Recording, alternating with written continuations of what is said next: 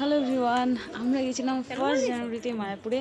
আর সেই ভিডিওটাই তোমাদের সাথে শেয়ার করা হয়নি, কিছু ভিডিও ছিল যেখানে গেছিলাম আমরা নিমাইয়ের মাসির বাড়ির শ্যামকুণ্ড আর রাধাকুণ্ড দেখতে।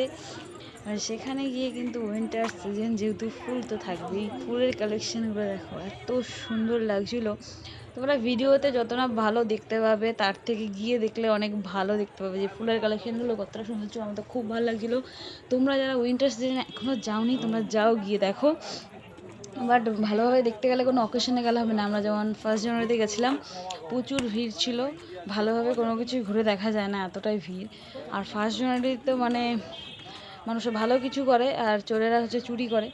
যেমন আমরা খেয়াঘাট থেকে আমাদের পার্স, ওয়ালেট সব চুরি হয়ে গেছে, যেখানে আমার এটিএম কার্ড আরও অনেক কিছুই ছিল।